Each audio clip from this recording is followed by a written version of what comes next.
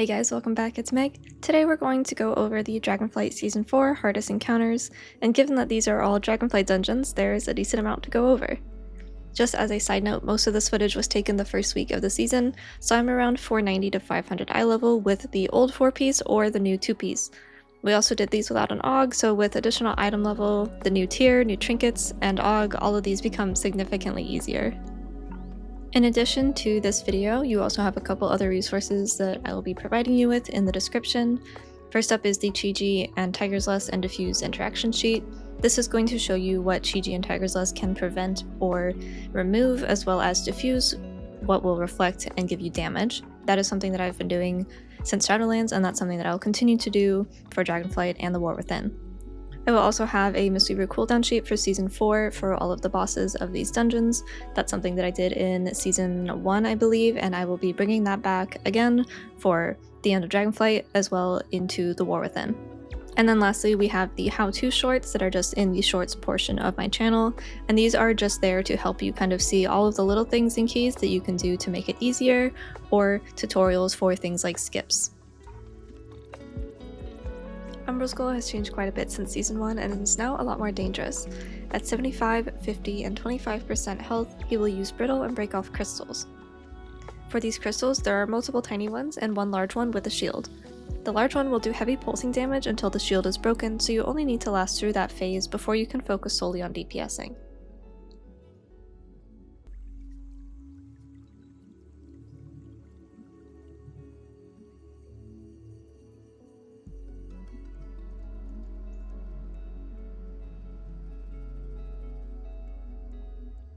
For the first 75% Brittle, you can use Chi-Ji, Diffuse, and Shaylin's Gift either at the beginning or the end. Typically, I like to use Chi-Ji first and cleave off of the boss and the other crystals, but sometimes you can't get into melee range due to the orbs on the ground or the large crystal spawns very far away from you. If you can't get into melee range, I recommend using Shaylin's Gift first and then Chi-Ji when you're close enough to hit the crystals or the boss.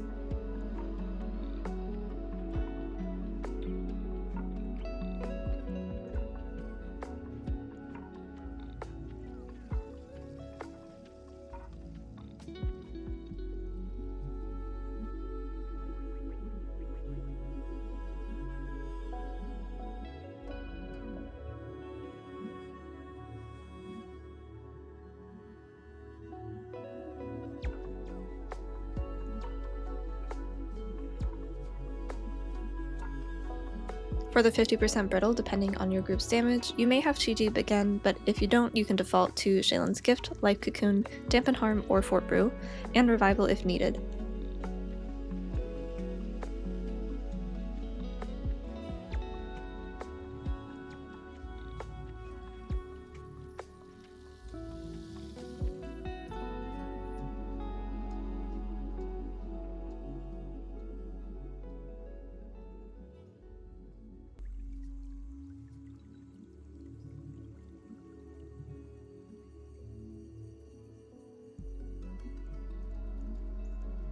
For the 25% Brittle, you should have Diffuse and Chi-Ji back, as well as a decent amount of Shaylin's Gift stacks, so you can handle the final one as you would handle the first. You shouldn't need a defensive for the Unleashed Destruction alone until much higher keys, but for this, if you want, you can use Expel Harm and Thunder Focus Tea for the shield, and if there's a bad push with the Unleashed Destruction and Brittle overlap, you can use a heavier defensive as well, and most likely a health pot. This boss is just as much a damage check as it is a healing check, as well as general awareness of the Unleashed Destruction timer and the boss's HP to avoid overlaps.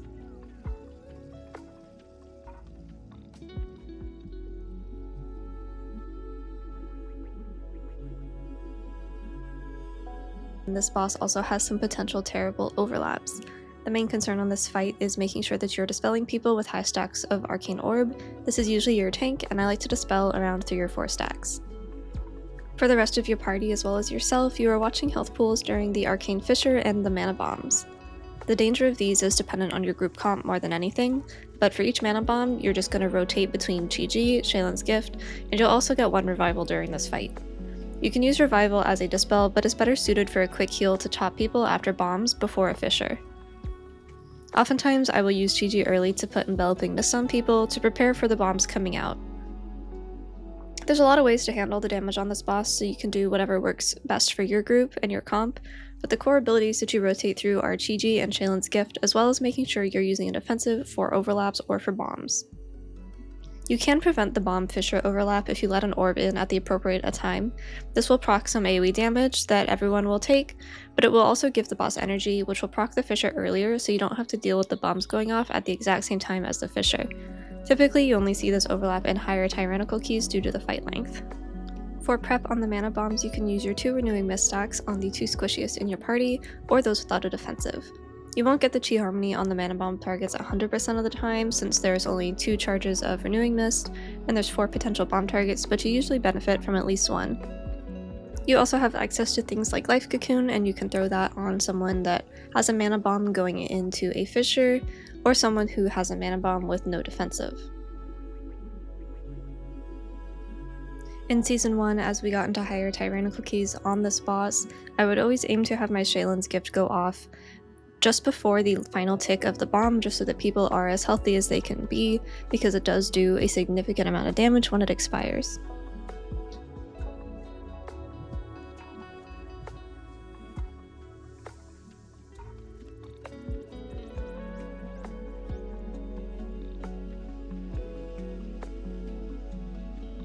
This is a boss where you could swap to Yu'lon's Grace for the dungeon. I did forget for this run, but that is something to consider. I'm also using 1 DPS trinket that I'd likely swap for more throughput-based or survivability-based trinket in the future. I like to use Chi-Ji at the beginning of this fight and basically use it on cooldown from here on out. This is also a boss that you will want Lust for, and you also may consider using an Intellect Pot or a Mana Pot if you're struggling with mana. You can have decent uptime on this boss, but you do need to be mindful of where you are placing your Jadefire Stomp in regards to the ice blocks that you hide behind. You'll see me casting a lot when we're behind the rock, and this boss is pretty much a game of just doing maintenance healing, enough to get you from cooldown to cooldown. Our comp is pretty squishy, so Life Cocoon can go on any of my targets except for myself or the tank. Chi-Ji can also be used behind the pillars. Even though you don't have melee uptime, you can rely on Chi Cocoons and hardcast Enveloping Mist to spread Enveloping Breath until you can get back into melee and use Rising Sun Kick to extend those. Typically, I will use my Renewing Mist charges on the lower health targets or the squishier targets, but in this case, since they're all a little bit made of paper, I'm just going to go with the lowest health person or someone who doesn't have a defensive running. This also goes for the target that I'm going to apply my Chi-Ji's Enveloping Mist to, just to keep them kind of mid-range health so that they're not going to rot out while I'm moving or anything like that, and then use Shaylin's Gift to kind of catch everyone back up in between the maintenance healing. I try not to use Shaylin's Gift below like 5 stacks in minimum, but if I am going straight into a Chi-Ji window, you can either use it a little bit earlier or just skip it entirely and hardcast before your Chi-Ji starts. If you are in comms with your group, you can also coordinate between health pots as well as personal defensives and group utility for things like darkness. If you have an AUG, you can call for your Zephyr. You also have VE and Nature's Vigil. There's a lot of things that you can coordinate with a group that'll make this a lot easier, and at a certain point in key level, you will be in comms for something that's going to be that dangerous, so that is also something to keep in mind, and just be aware of things that you wouldn't want to overlap, like VE and NV. And like I said at the beginning of this video, I was super undergeared here with only, I think, the new 2-piece and then some less than ideal trinket choices, so with gear and with some practice, it'll get easier.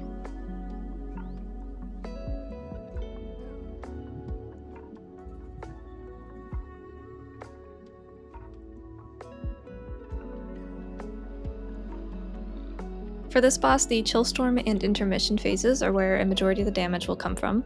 You can use Chi-Ji and Shaylin's Gift to cover the Chillstorm's rot into explosion damage, and then cycle those with some maintenance Vivify healing. Take your time to top people off before the next Chillstorm. You don't have to spend a ton of mana or send Shaylin's until the next Chillstorm is queued up, so most of that healing can be Ancient Teachings. I like to use Shaylin's Gift a little bit before the Chillstorm explosion happens so that you are as healthy as possible for the largest hit.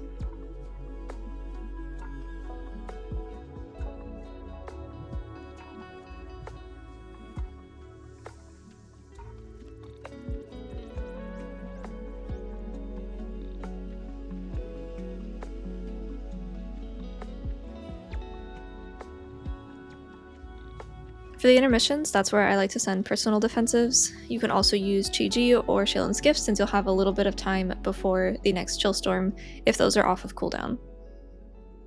Also for the intermission, you can spend Renewing Mist stacks for Chi Harmony before the whelps get close enough so that you get some extra healing out of Awakened Jadefire. Just spending on Tyrannical Week isn't going to be enough to cover the damage, so you may have to use Shaylin's Gift or another cooldown, or just make sure that you are breaking that shield early and then kicking as soon as you can.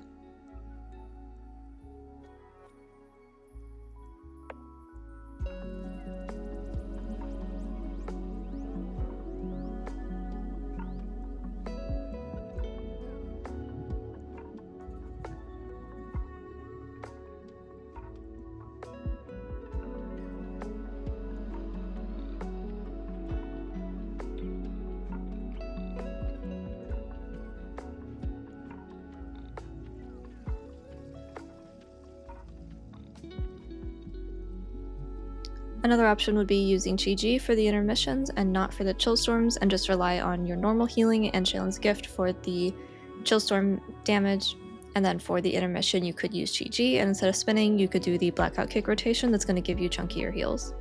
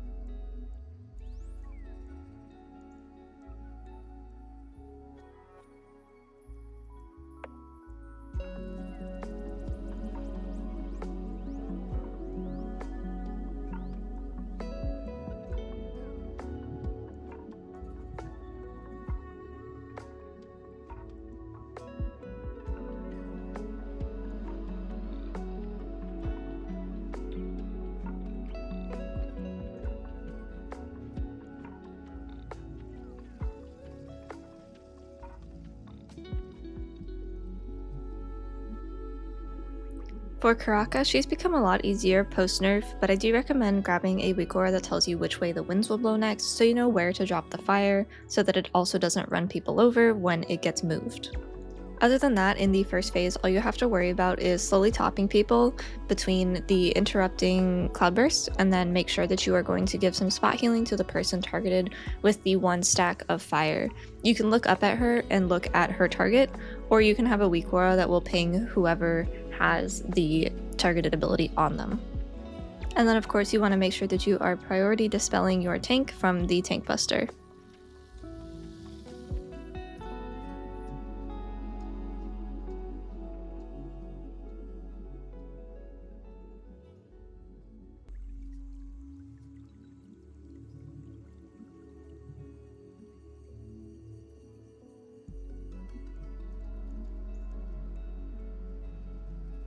Heading into the second phase, you do have to watch out for the fire breath and the cloudburst overlap, because you will get interrupted if you are casting during that.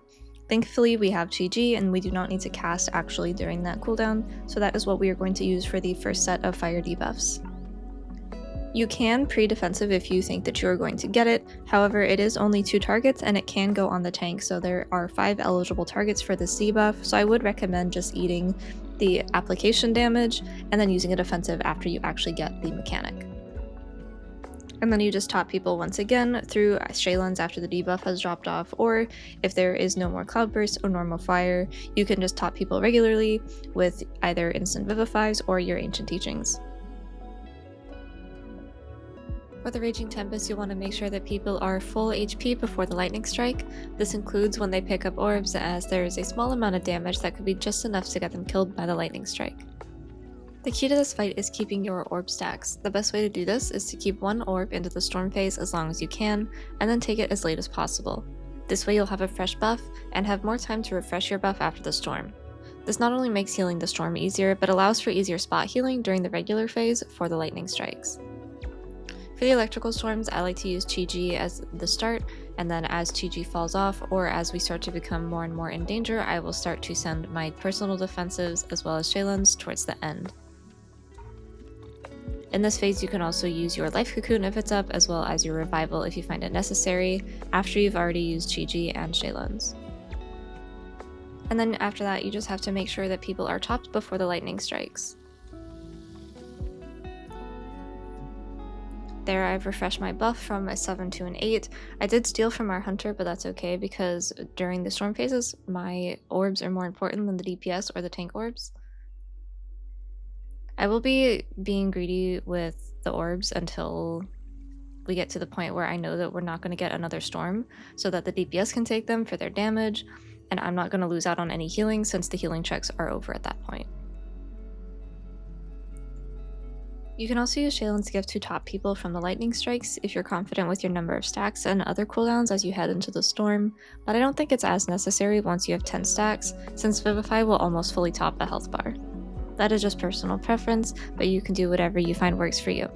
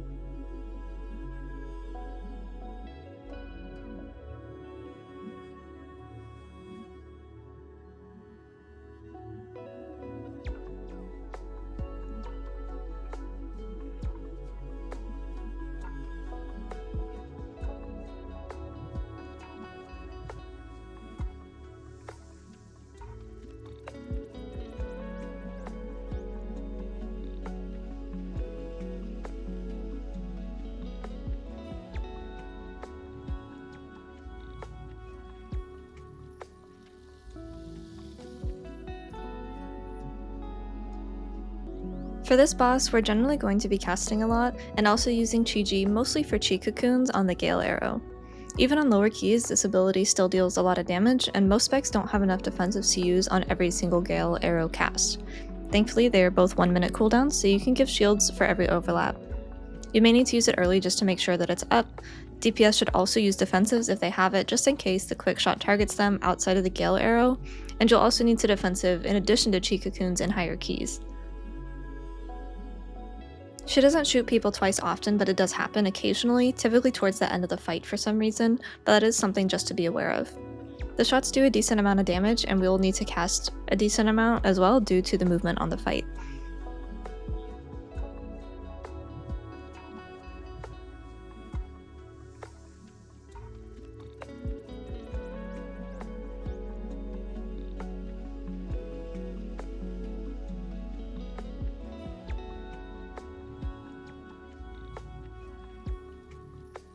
This boss is challenging in the sense that you have a lot of random damage going out, and that you're going to be putting a lot more stress on your mana pool than you normally would.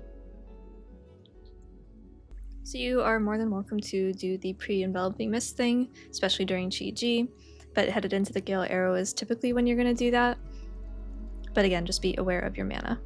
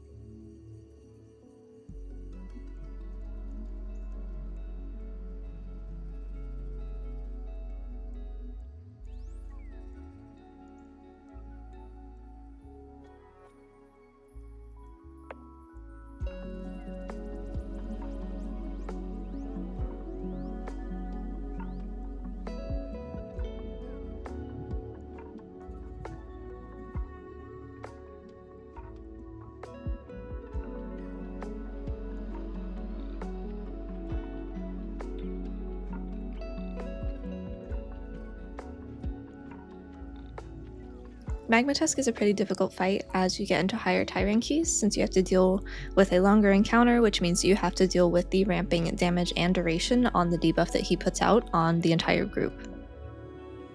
You also have to deal with the overlap of the volatile mutation and the lava spray. This can effectively one-shot someone if they don't have a defensive up for it, but you can also shadow meld it if it is targeted on you. Typically, I like to try to save my shadow melds for later in the fight when I have a longer debuff and I don't want to take the additional damage from that mutation or the spray. Very similar to how a lot of the other bosses are handled.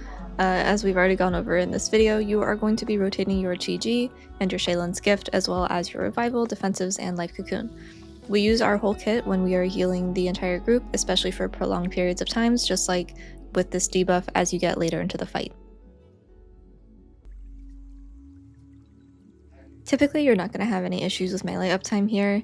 You may have to kind of play zigzag between the puddles if he charges to a weird spot, but generally you're not going to have an issue with maintaining Renewing Mist Hots or Enveloping Mist Hots or anything like that. You do want to make sure that you are reapplying your Renewing Mist consistently throughout this fight though, as it is rot damage and that Chi Harmony is going to add up over time. Because I had a defensive here and the boss is only at 50%, I did end up just taking the Lava Spray even though I already had the debuff because I had Diffuse available. This is another place where you could realistically take Yu'lon's Grace, because you also have to consider the second boss in here, the Forgemaster. I haven't done it myself, so I don't know how likely I am to recommend it, because you may need it for higher keys anyway, but that is something to consider if you are not going to be going past like 10 or 12 probably. As we get into the longer stacks of this, I am going to try to send Shaylin's a little bit more often, just as kind of a maintenance heal rather than one big heal, because they're just going to get chunked back down to whatever they were before the cast anyway.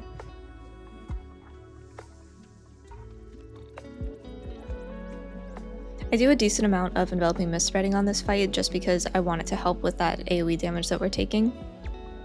If you used any defensives earlier in the fight, like Dampen or Diffuse, they should be up again at this point, so you can use them early on, or you can save them for the mid-tier, but then you won't have them again for when damage is its strongest. So it is up to you and depends mostly on what healing cooldowns you have and what your group has access to.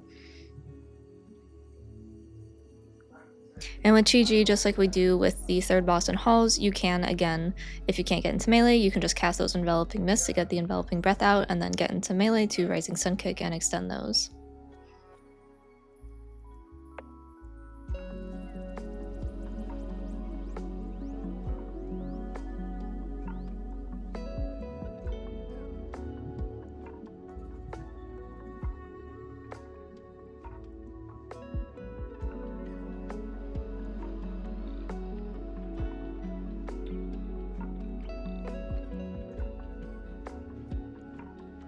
Chargath is one of those bosses that will get easier or harder depending on how much your DPS like you, which is kind of a joke, kind of not.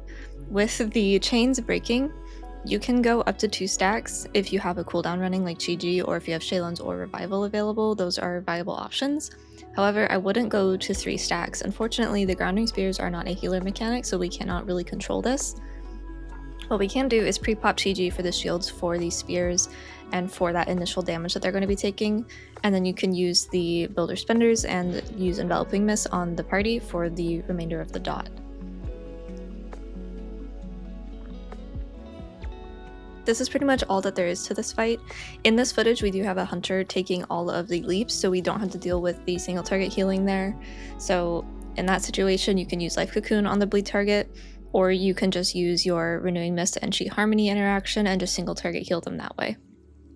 I wasn't sure if I was going to include this boss in this video just because the difficulty doesn't necessarily come from a heal check, and it more so comes from the DPS doing the mechanics properly.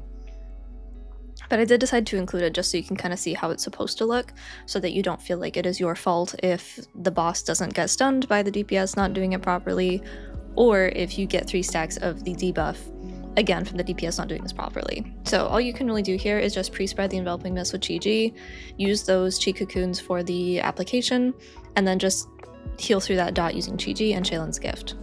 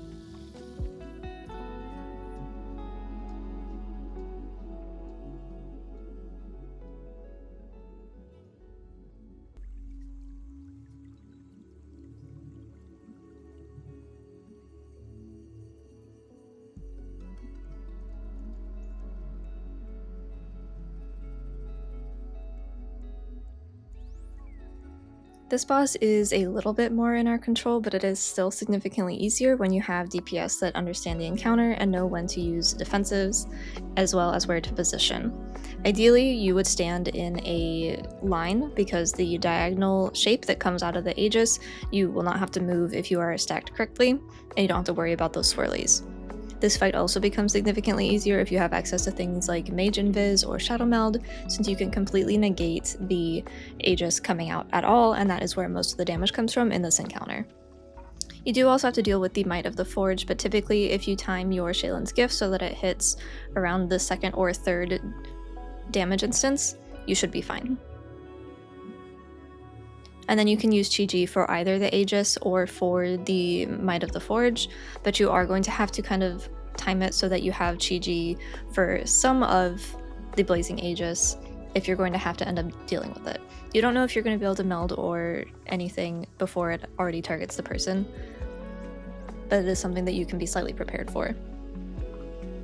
I like to use it as he lands, just to get that Chi Cocoon value. And for these, at this level with no AUG and the gear level that we were, I was sending Shaylin's with Chi-Ji as we could. You can see right there, that's the diagonal stack I was talking about, so I didn't have to move to interrupt any casts or anything else. You also have access to Life Cocoon, which is what I will typically throw on the squishy person, as always. This is one of the harder encounters, so this is one that you will have to watch your mana on, as well as coordinate defensives if you are in comms with people.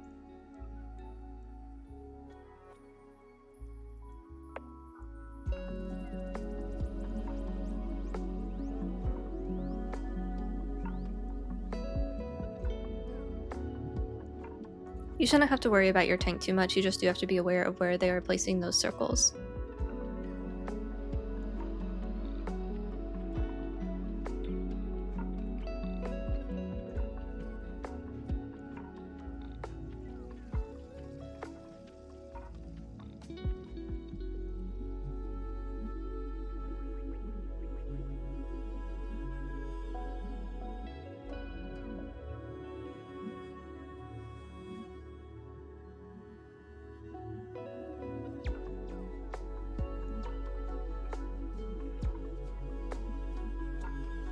Bromach is actually quite a good fight for us. We have constant funnel from all of the ad spawning, as well as permanent 2-target with the totem and the boss when they're both active. This is really good for our Chi-Jis and our Ancient Teachings healing. For the totems, you should be able to cycle between Chi-Ji and Shaylin's Gift pretty easily. You also have access to Revival and Life Cocoon. I tend to use my own defensives just whenever I feel like I'm in danger or when no one else in my group has defensives, so that I can focus more healing on them. But Chi-Ji is going to go up after the first totem drops, and we're going to just do our Blackout Kick rotation. Due to the amount of targets we have and the cleave, we should be super healthy on this. Outside of the totems, you can reapply your hots, you can maintenance heal through Ancient Teachings and everything, and you can also use this time to drink your Mana Tea stacks if that is something that you need to do.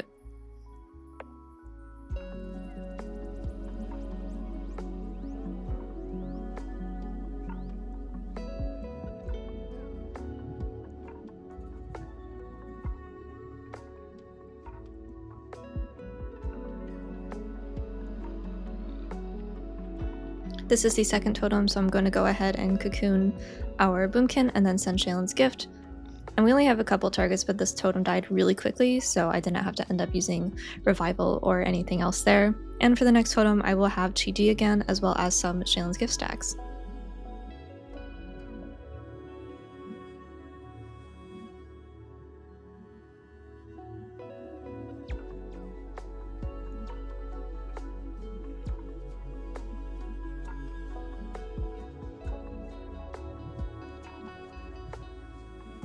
We have Chi-Ji and Shaylin's Gift available for this one again. I was a little late on pressing my Chi-Ji, so I went ahead and used Shaylin's Gift first, and then popped Chi-Ji, and then spent my full stacks of Teachings of the Monastery to cleave everyone up to full. I didn't have to use a defensive here, and at this point, if you have to use a defensive, I would recommend using Diffuse, because Sentinel Talondras is next, and you want to make sure that you have your Dampen and your Fortifying Brew going into that, since he has physical damage and Diffuse is only magic damage. If you have Chi-Ji at this point, then you can go ahead and use it as well as your Shaylin stacks, since it should be up by the time you get to the end of the hallway for Talondras.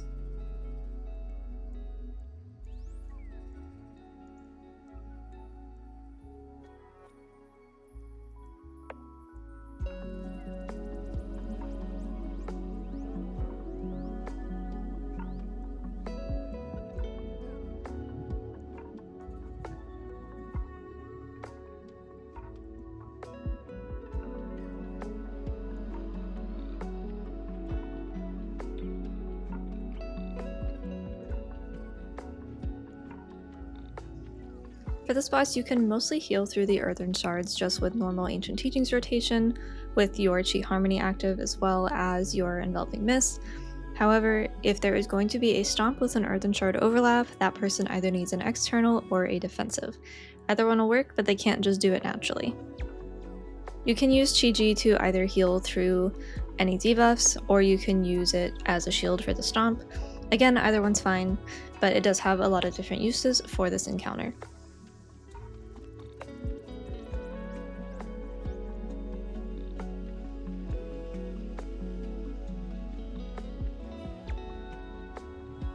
You can use Shaylin's Gift to single target heal the debuff target, or you can use Life Cocoon, and again the single target Soothing Mist healing with Renewing Mist and Chi Harmony, or from your damage rotation.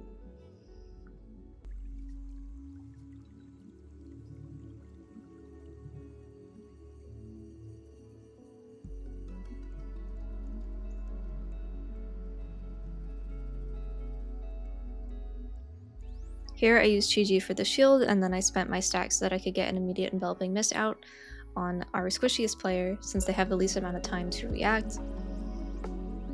And then I ended up using one of my defensives, which is my Rage Heart, for my portion of the debuff that was overlapping with the Crushing Stomp.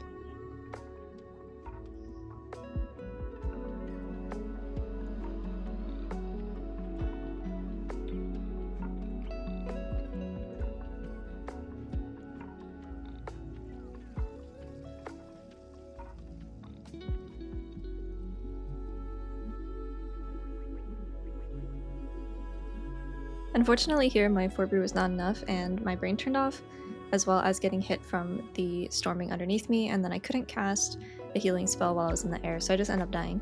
But that is something that normally wouldn't be an issue due to storming, and I normally wouldn't be shaped like a bird, so I'd be able to see it. But that is something to be aware of on storming weeks.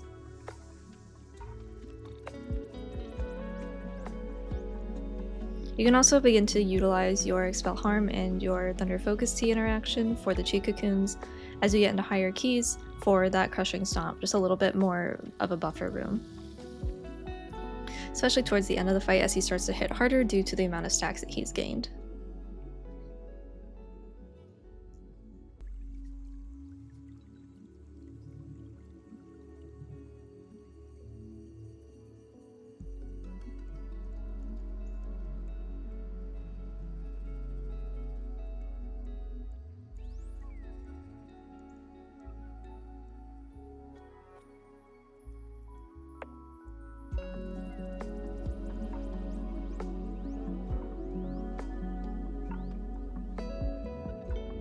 For Chrono-Lord Deios, we actually have a pretty good comp for it in this video, but Mistweaver in particular is also very good at it. With these debuffs, you can remove them with a Dispel, with Diffuse Magic, and with Tiger's Lust, as well as remove or prevent stacks from being applied to yourself with Chi. That is all in the sheet already, and that is going to be available in the description like I mentioned earlier in this video. I do like to save my Chi for the big group-wide AoE. As we get into higher keys, that is going to be something that you have to have a defensive or a shield for, otherwise it's going to one-shot you. As much as you want to use defensives on the time sinks, unfortunately you do have to save them. Typically you don't need a cooldown for the rewind time flow.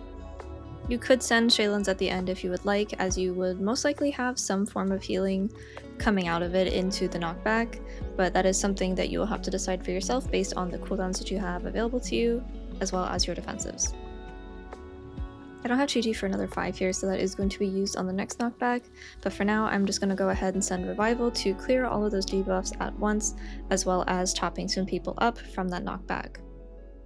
This fight also depends on your DPS to be baiting the circles in the correct spot, as you don't want to fill up your room too much. As you get later into the encounter, they're going to be struggling for space a little bit, especially on these higher tyrannical keys.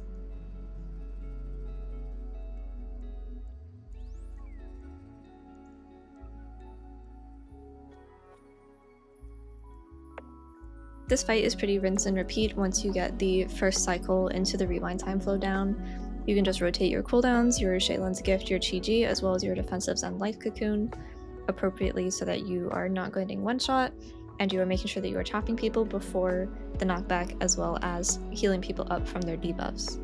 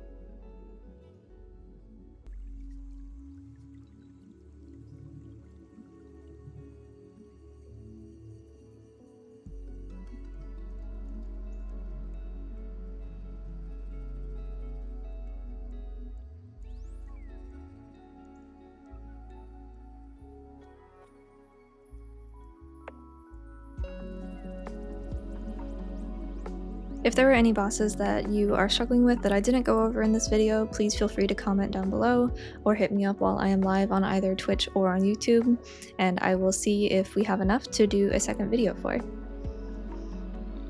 The cooldown sheet is still a work in progress, but I am working on getting that done as quickly as I can so that you guys have it for the next Tyrannical week especially. If you have any comments or questions, feel free to ask down